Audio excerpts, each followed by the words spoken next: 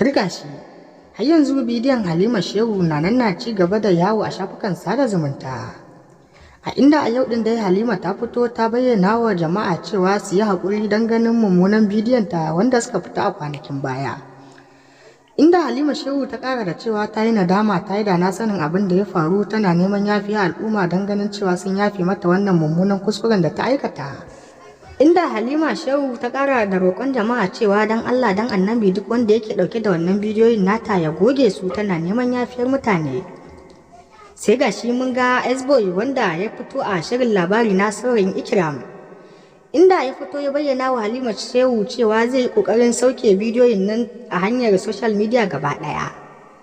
A yanzu dai haka Abba S-boy saurayin Ikram na cikin shirin labari na ya yi ƙoƙarin sauke waɗannan bidiyoyin nan gaba ɗaya. Inda yanzu ko da ka wallafa bidiyon a shafukan sada zumunta bidiyoyin ba zai hau ba, ko da ka wallafa ma ba zai tafi ba. Inda an ka fiye matsa wallafa wannan bidiyon a shafukan sada zumunta za a yi banin ɗin akawun ɗinka ko kuma a kulle maka da wata manhajar ka wanda kake so ka ɗora wannan bidiyon. Domin saurare ku dai kada ku shafa da jin labarai, idan wannan ne farkon zuwa ku daure ku danna subscribing sannan ku taɓa alamar ƙararrawa. Hakan shi zai bada goyon baya da ƙwarin gwiwa kawo wasu cikakkonnin muhimman rahotannin, sai ku biyo mu domin jin cikakken abin da muke ɗauke da shi a wannan shirin.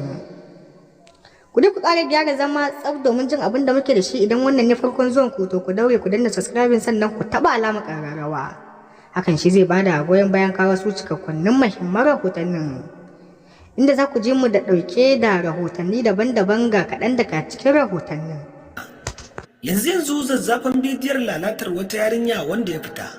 Babu shakka a yanzu haka za ku ji cewa ga baki ɗaya labarin ya karaɗe social media, kasancewar irin yadda wannan labarin ya ɗimauta mata da yawa ya kuma tsorata mutane. Babu shakka a yanzu haka za ku ji cewa tabbas bayan faruwar wannan al'amari mutane da dama sun bayyana cewa a hakikanin gaskiya idan har ba a ɗauki mummunan mataki ba dangane da wanda ya aikata mata wannan abu, to babu shakka an zalunce ta. A yayin da wasu kuma suka bayyana cewa tabbas ita ta kai kanta, kuma me ya faru ita ce nan ta jawo kanta. To babu shakka yanzu haka dai masu sauraro sai ku gyara zaman don jin mu dauke da zazzafan rahoto dangane da abin da ya faru, sannan ku kuma ji irin yadda mutane da dama suka yi alawadai da faruwar wannan al'amari, bayan kasancewar irin yadda mutane da dama ke ƙara bayyana cewa tabbas duk abin da ya same ta ita ta jawo kanta sakamakon kasancewar irin yadda ta amince. To a yanzu haka dai mun san cewa wasu da dama sun ji wannan labari, wasu kuma ko kaɗan ba su ji wannan labari ba, kasancewar irin yadda labarin ya fara trending a social media. To babu shakka a yanzu haka dai masu sauraro sai ku gyara zaman da biyo mu har zuwa ƙarshen wannan bidiyon don jin mu ɗauke da zazzafan labarin wanda muke tafa da shi kuma abin tausayi, sannan ku kuma ji mu ɗauke da cikakkun rahotannin wa'anda muke tafa da su a yanzu haka.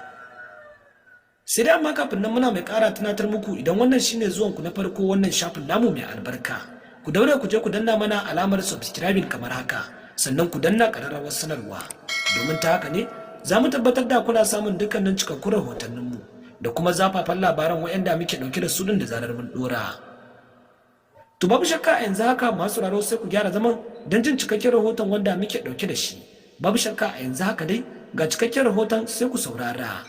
Allah Ubangiji ya kyauta. Inna lillahi wa inna ilaihi raji'un. Allahumma ajirni fi musibati wa akhlif li khairan minha. Wato tashi na shiga social media din nan sai nake cin karo da hotunan wannan yarinyar gata. Hotunan da sun yi viral sosai a social media. Da na ci gaba da scrolling sai na coming across one of her video da take having sex da wani koma waye I don't know, amma dai an ce wannan yaron gashi nan shi kuma da na kafe muku shine wanda ya saka bidiyon